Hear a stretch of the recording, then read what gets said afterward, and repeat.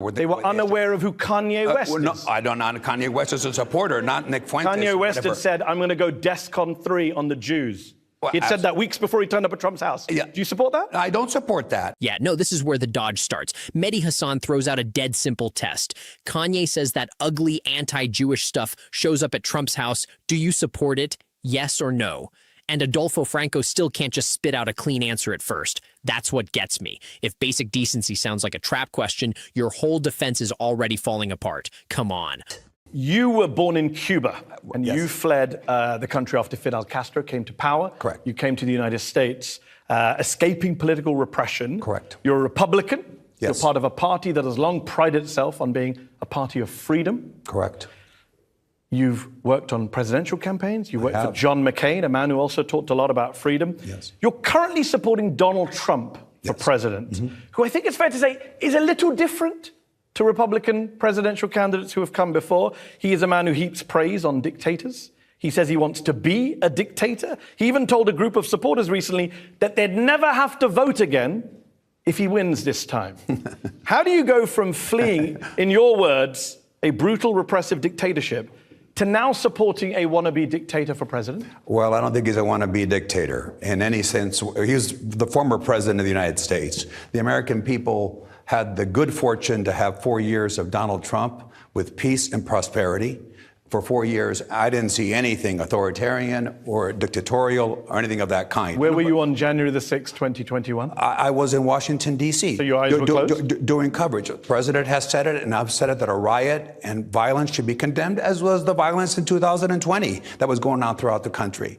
But let me go back to the question quickly about the dictator, because these are taken out of context. First of all, President Trump, unlike scripted politicians, speaks candidly and speaks in language that the people can understand. When he said dictator on day one, joking and laughing, he said that day I'm going to take He said it multiple times. I'm going to take executive orders that day. As people have lived Donald Trump for 4 years. Name me one thing that he did in those 4 years that were the earmarks of a dictator. Well, none. We'll go through it. No, we're about to go through it. Okay, well, go ahead, have at it. So you say he's joking, even though he said it multiple times. I'm sure Yes. if Joe Biden said he was going to be a dictator, you wouldn't see it as a joke. But Trump has also talked about terminating the Constitution, not laughing. He's called for mainstream media outlets to be investigated for treason. He called his political opponents vermin. He even reposted messages on Truth Social, his site recently, calling for a return of public military tribunals with a picture of former President Barack Obama. He behaves like a wannabe dictator, like an autocrat in waiting to me. You wouldn't be okay with Joe Biden posting those images or saying those? Here's what I'm not okay with, Mehdi. I'm not okay with the President of the United States and the Democratic Party calling a candidate for president that over half of the American people support another Hitler, a fascist, a threat to them. Wait, they're calling him Hitler, a fascist. Those aren't incendiary words. Wow. A threat to democracy. Now, going back to the language. I got to jump in there. You're saying it's bad to call a presidential candidate a fascist? To call him Hitler, yes. And to call him a Hitler and a fascist? Yeah, to call him Hitler, yes. So he's called Joe Biden a Nazi, and he called Kamala Harris a fascist just 2 weeks ago. But listen, So it's good for him? No, but your suggestions were at the beginning with your question that somehow Donald Trump was all these things or whatever is. This is the American. Do you support a military tribunal for Barack Obama? The American political climate today, unfortunately, is one of vitriol. Is one of because of your guy. No, if not because of my guy. This is the rhetoric that people use today. This is the type of language. Trump. If you asked him, he will say, and he has said it repeatedly. Do you support about terminating people the in Constitution? in your line of work. These are so dishonest people. They know I'm joking. They can't. This is the way the American people. He wasn't joking when he said terminate the Constitution. He is not going to terminate Adolfo, the Constitution. but he wasn't joking when he said. And he's not going to do it. Let's get some specifics. But wait, wasn't he president for 4 years? Yeah, so let's talk about what he did. Did he suspend the Constitution? He tried to do unconstitutional things. Should I give you an example? Yes, give me one. So former Defense Secretary Mark Esper wrote in his memoir that during the Black Lives Matter demonstrations in 2020 outside the White House after the murder of George Floyd, Trump said to his defense secretary, and I quote, "Can't you just shoot them? Just shoot them in the legs or something." Is that how democratic rulers behave or dictatorial? Wait, let me ask you this. Mr. Esper, who was fired, wrote these things afterwards. President Trump has said, and people in the room, that was never said. Mr. Esper was fired. Mr. Esper has been discredited by President Trump, and that's why those comments discredited by Donald Trump. And Republicans that have worked in the Republic in the. But he was in the room. You were the Republican word. Well, why would he lie? He was not the only one in the room, and others in the multiple people and multiple people in the room said he was right. They said that Trump said shoot migrants at the border as well. But listen, when President Trump speaks, he is not a scripted politician. You make him sound like a toddler, which some people think he is. No, he's not a toddler. He should be president, but don't take anything he says seriously. I never said he didn't say anything seriously. I said that he speaks in a way that's not scripted, and he speaks in a way jokingly sometimes. Was he joking when he said shoot people in the leg? Or he might have said it out of frustration, but I don't believe he said it because he has denied he said it, and others in the room have said the same thing. In American history, in the last 50 years, you know that American politics better than me. Can you tell me when a vice president has refused to endorse the president? Well, that has not happened in the past. It happened this time, hasn't it? Your own vice president refuses to endorse you. Your national security advisor says you're unfit to be president. Your defense secretary says you're unfit for the presidency. All dismissed employees, and unlike the current his president... former White House chief of staff, John Kelly, called him an idiot. His national security advisor, H.R. McMaster, called him a dope. His economic advisor, Gary Cohn, said he's dumb as shit. These are the people who worked closely with him, and all of them. They don't like him. They don't rate him. Yeah, usually people who are fired they said this stuff before they were fired in government. Actually, John Kelly said it to the staff in the White House. We're working for an idiot. He said we're in crazy town. What crazy town? Listen, the record, crazy town speaks for 4 years of prosperity, low unemployment, and peace. That's what it speaks to. That's what the American people had under this terrible person that they're going to reelect. So you don't think he's an unserious figure who says absurd, outrageous things? No, I do not. Because you said that in 2015. Those are your words. You called him an unserious figure who says absurd and outrageous things. I did say those words, as I was working. But you don't believe them anymore? No, I was working for another Republican at the time. That's just the nature of politics. No, it's true. It's true. It's true. So it's true. So now you're working for Donald Trump. Should we take anything seriously you say tonight? Yes, the Republican nominee today, after his record of 4 years, I was wrong, he was right. Okay. I want to bring in our panel who are listening patiently here. I'm joined by Danielle Moody, host of the Woke AF podcast. Danielle, Adolfo has been saying that Trump, this is just language, it's unscripted. Of course, he's not a threat to democracy. He's already been president once. What do we got to worry about? I'm absolutely worried about American democracy with a man that says that he wants to be a dictator on day one, a man that when he was president of the United States separated children from their parents at the border, children who have still yet to be reunited with their families, right? Put them in camps and then took them to court, right? To say that we didn't need to provide them with hygiene like toothpaste and soap. He took them before a 3-panel judges. That's not what a president that believes in democracy does. Let's bring in Errol Moorcoach, who is a political strategist, spokesperson for Republicans overseas in the UK. Errol, if Harris wins in November, Kamala Harris wins, which a lot of polls show she may be on course to, we know Trump won't respect the result. He's told us he won't. Do you expect him to incite another insurrection? He would concede the election the same way he conceded the election the first time.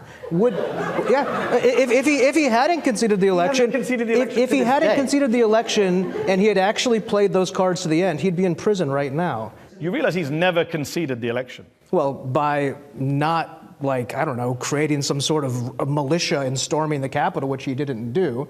There isn't any, because you think You're literally describing events that happen in front of our lying eyes. But that's why I brought it up. That's why I brought it up, because if it was a militia, they would have had guns. It was a bunch. They did have guns. No. I'm sorry. Multiple people on January the 6th have been convicted on gun charges. Very few people, but the majority of people were people there without weapons. Were they very fine people on both sides? Let's bring in Reed Galen, who is the co-founder of the Lincoln Project. It's a group of former Republican strategists who are opposed to Donald Trump.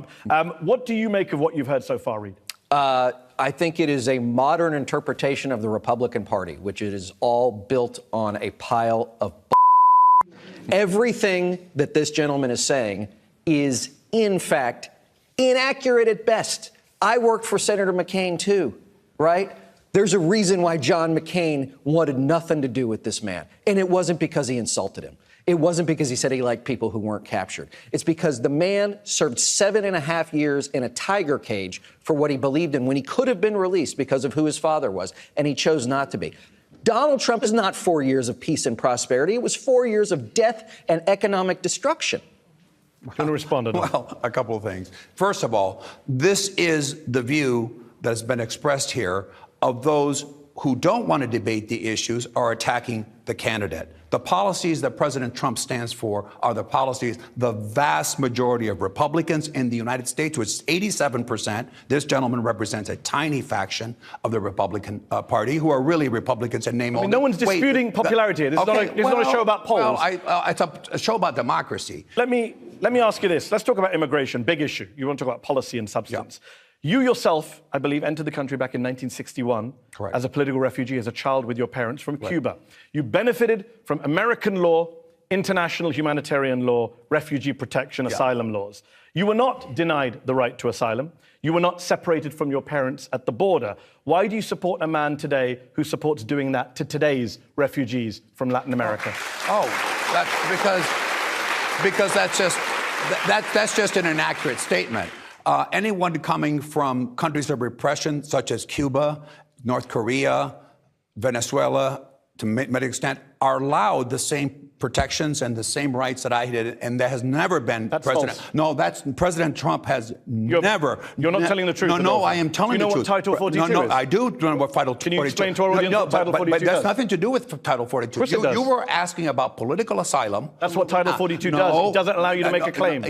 You can make a claim for political asylum. No, you cannot. Yes, you can. Under President Trump, 50,000 Cubans came into the United States that were Title processed. 42 blocks you from taking asylum. Trump has said he does not want to have asylum. He says asylum seekers are hoaxes. Stephen Miller has said he doesn't want any refugees. They have a refugee cap, by the way, under the Trump presidency of 15,000. It's 125,000 today under Joe Biden.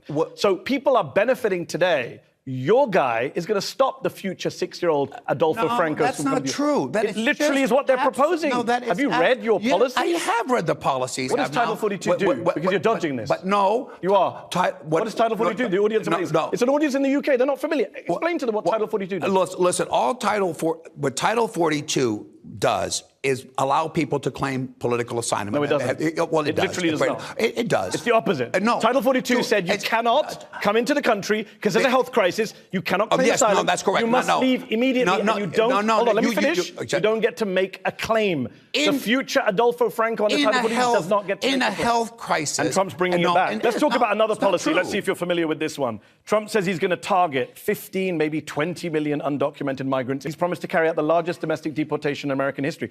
If he carries this out, nearly 4.5 million American children will be partially or wholly orphaned. Not only is that utterly inhumane and unfair, but you yourself have said in the past that a mass deportation plan is not viable, it's not serious.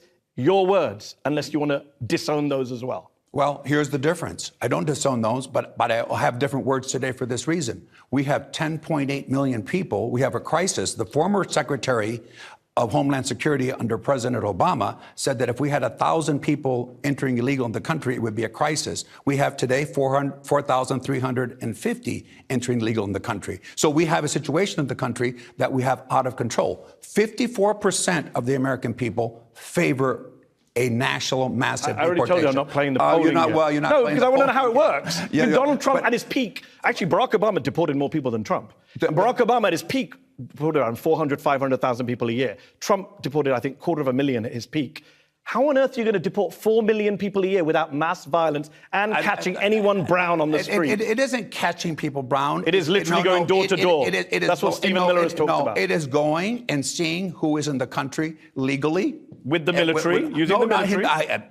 No plan has been rolled out in terms of the military. But Stephen Miller has talked about using the military. Donald Trump has talked about using the military. Are you concerned about the 235,000 children this administration can't account for that came into the country under the Harris-Biden administration? Yeah, because unlike you, I'm consistent in my criticism.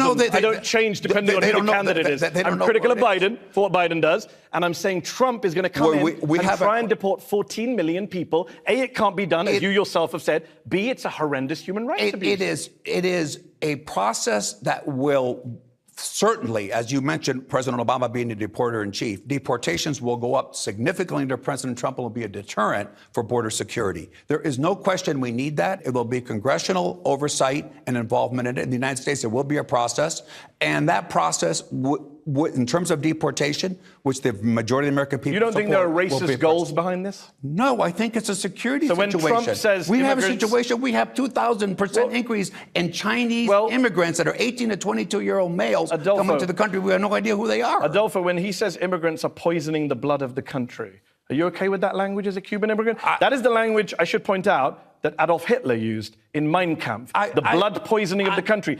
He had dinner with a Holocaust denier at Mar-a-Lago. Are you okay with that? It's not a question of being okay or not with these things. It's a question of what the president's message is ultimately is. What was the message? The Holocaust didn't happen. No, he didn't say the Holocaust didn't happen. Nick Fuentes did, who was invited to dinner. And did President Trump say that? He had Kanye West, now known as Ye, an anti-Semite, and Nick Fuentes, a white nationalist Holocaust denier, at his home in November 2022 for Thanksgiving, dinner in Mar-a-Lago. Any other person did that, they would be hounded out of the race and people like yourself would condemn them. But with Trump, you give him a pass. No, for this reason. President Trump, you're trying to put President Trump, who has been in his entire career a person that's been an eccentric individual, no question about it, not a politician, a person that has not ever measured with the political consequences. What has that got to do with hosting a Holocaust denier and quoting Hitler? I think the statement for the campaign later is that we're unaware of it, if you remember. They were unaware of who Kanye West is? No, I don't know. Kanye West is a supporter, not Nick Fuentes. Kanye West had said, I'm going to go DEFCON 3 on the Jews. Well, He'd said that weeks before he turned up at Trump's house. Yeah. Do you support that? I don't support that. You know, this is the type of questioning that you engage in when the issues are being avoided. The issue is anti-Semitism. The issue is racism. The issue is Holocaust denial. Anti-Semitism. Well, was he quoting Adolf Hitler? You're a journalist. Did he say, let me quote Adolf Hitler? Couldn't it be a coincidence in use of words and terminology? So why did he say it again after he was told it was Hitler? Because he said the point is... No, you just said it was a coincidence, Adolfo. He said it again after he was told it was Hitler's line. These words are not Hitler's words any more than when they said "Make America Great" was some type of fascist speech or something until they poisoning.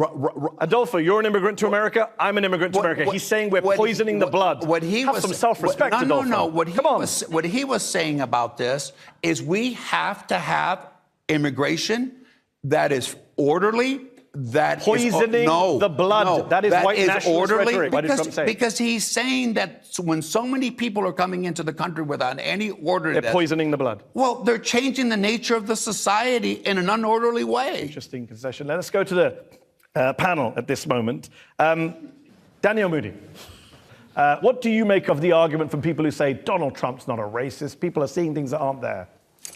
I mean, you don't have to wear a white hood and say that you're part of the Ku Klux Klan to be a racist. I know for myself that when I have people over for dinner, I know their backgrounds. Nick Fuentes has a very popular show on right-wing television where he spouts all types of white supremacist, misogynistic, toxic, disgusting anti-Semitic language. So if Donald Trump doesn't associate or believe in the same things, then why would you have somebody over for dinner?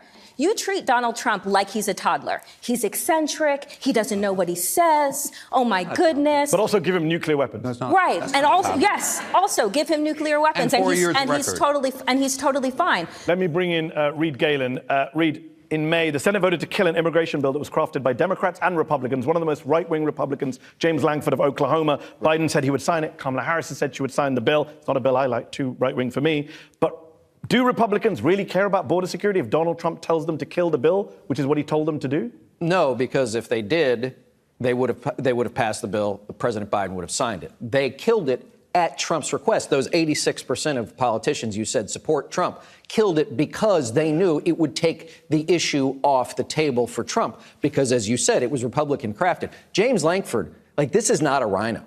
Oklahoma is not sort of red. It is as red as it comes. He was pretty upset about it. Adolfo, you were saying pro-immigrant stuff in 2015 and attacking Trump for not being pro-immigrant. You just asked for border security. Trump killed the border security bill. The so-called border security bill would have permitted, it was a bad bill, up to 5 million people before an emergency would be declared. Up to 5 million people, could enter our country illegally. It was at best a Band-Aid. Even the border... But that's not why Trump killed it. He killed it because he didn't want to give Democrats a win. He killed it because it was a bad bill, whether you like it or not. Well, let's bring up another immigration story that's going on. Errol, let me bring you in here. In recent weeks, Trump and his running mate, J.D. Vance, have repeatedly claimed that immigrants in Springfield, Ohio, have stolen and eaten people's pets.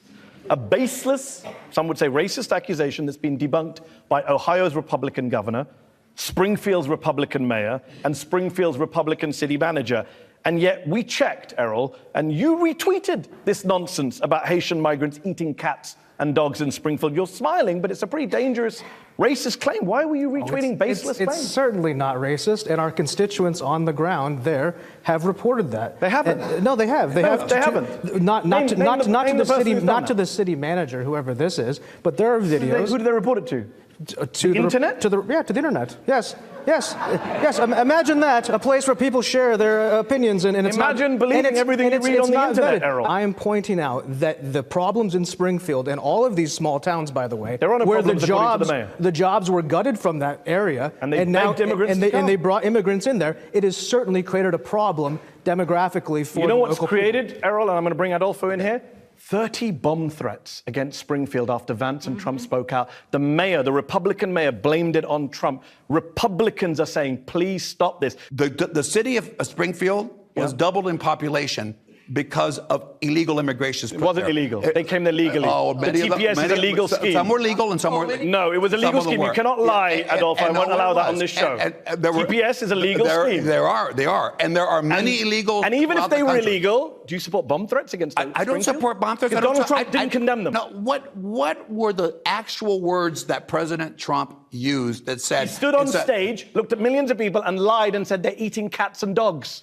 These That's were, a lie. And you asked about where the lies came. If you watched Fox News, you can see some of the people. Thank God I don't. I just saw people who gave these reports. Whether these should have been elevated to a national debate over this, maybe that is not what should have taken place. So maybe you should talk to your boss about inciting violence. We will have to take a break there, and we will come back to talk about Trump himself and his character for office. Lots to discuss. Patient audience here in London's Conway Hall. Join us after the break for the part 2 of Head to Head.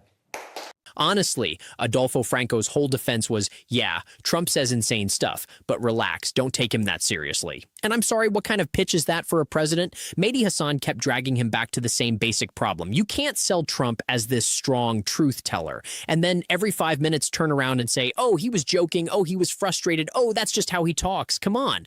The worst part was when it got personal, because once immigration came up, Adolfo Franco looked totally stuck. Mehdi Hasan brings up asylum, Title 42, mass deportations, poisoning the blood, and Adolfo Franco still can't just say no.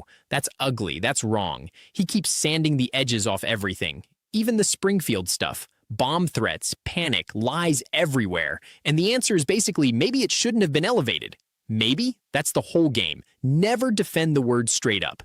Never reject them either. Just float in this fog where Trump means exactly what supporters like and never means the ugly part. Sorry, that's not honesty. That's cowardice with spin.